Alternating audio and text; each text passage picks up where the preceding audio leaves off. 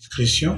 Nous allons proposer discrètement à Monsieur le maire de voir dans quelle mesure cette idée peut être concrétisée. Ensuite, que le concert hommage du 1er août soit le premier jalon, c'est même le souhait. Le souhait de Romepa, et le président de Romepa, c'est Pierre Claver Akindengue. Il y est très attaché, et vous m'avez suivi en conclusion, j'ai élargi. Je suis parti du département des Timboué à tout le Gabon. Les enfants des Timboué sont invités, mais les enfants d'ailleurs aussi. Et c'est une idée qui tient à cœur Pierre Claver Akindengue. Elle aussi, elle va être transmise et traitée en notre sein avec lui, parce que lui, il va faire en sorte que elle se répande et soit entendue, pas seulement entendue et écoutée.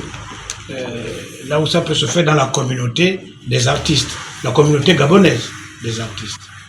C'est un concert hommage, c'est l'initiative de Romepa, même s'il est le président de Romepa, c'est une initiative de Romepa qui a constaté que il s'est produit partout à travers le monde. New York. Tout à l'heure, j'étais avec les photos de sa prestation au Japon. En France, n'en parlons pas. En Europe, partout. Au Gabon, partout. Il a plusieurs fois été à quelques kilomètres d'Omboué, à Port-Gentil. Combien de concerts il n'a pas fait à Port-Gentil? Mais il n'a jamais fait de conférence à Omboué chez lui. Et pourtant, le lait qu'il a nourri sort de la terre d'Omboué. Et nous avons pensé à Romepa que ce serait un juste retour des choses. Et retenez bien ce que j'ai dit vers la fin, de dire merci.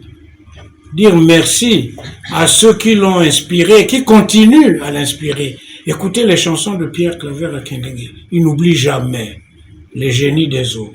Il n'oublie jamais les génies des airs. Il n'oublie jamais les génies du feu. Ce sont les éléments essentiels de la vie. C'est la raison d'être de ce concert hommage. Hommage. Romepa veut lui rendre hommage. Romepa veut accentuer le côté préservation du patrimoine culturel traditionnel. Mais il n'est pas question de dire au revoir à la scène. Nous n'oserions même pas le lui demander.